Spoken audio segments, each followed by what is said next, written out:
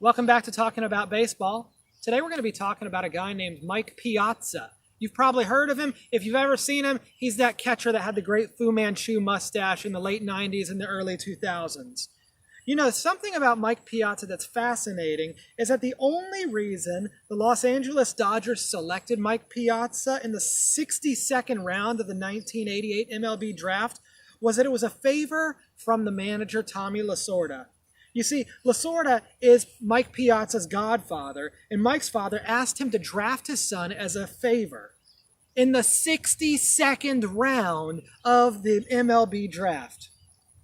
What came next was the career of one of the best hitting catchers in history. While multiple critics will criticize his lack of defense behind the plate, it is hard to argue that Piazza doesn't deserve to be in the Major League Hall of Fame, in the Baseball Hall of Fame. He became a 12-time All-Star and a 10-time Silver Slugger. Not bad for a guy who was drafted as a favor. You know, oftentimes scouts completely miss on who is going to really be the steal of the draft. In the history of Israel, this is often the case. Perhaps this was most clearly seen in God's choice of David as the new king of Israel. This is what we read in 1 Samuel chapter 16. When they arrived, Samuel saw Eliab and thought, "Surely the Lord's anointed stands here before the Lord." But the Lord said to Samuel, "Do not consider his appearance or his height, for I have rejected him. The Lord does not look at the things people look at. People look at the outward appearance, but the Lord looks at the heart." Then Jesse called Abinadab and had him pass in front of Samuel. But Samuel said, "The Lord has not chosen this one either." Jesse then had Shammah pass by, but Samuel said, "Nor has the Lord chosen this one." Jesse had 7 of his sons pass before Samuel, but Samuel said to him, "The Lord has not chosen these." So he asked Jesse, "Are these all the sons you have?" "There is still the youngest," Jesse answered. "He's tending the sheep." Samuel said, "Send for him.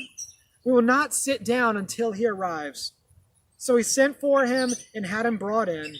He was glowing with health and had a fine appearance and handsome features. Then the Lord said, "Rise and anoint him. This is the one." So Samuel took the horn of oil and appointed him in the presence of his brothers. And from that day on, the Spirit of the Lord came powerfully upon David. Samuel then went to Ramah. You know, David was the ultimate afterthought in Scripture. His father didn't even think that it was important enough to invite him in to see Samuel when Samuel came and they were going to have dinner with him. David, being seen by Samuel to be the next king of Israel, is kind of a reach. You know, God has not just reached for David, but God has also reached for us. For we read in the Bible that we are sinners, we are people who need God's help for basically everything. And as we recognize that we need to be humbled, God can lift us up. God can do amazing things with us, and God can make it so that we can also be world changers like David was.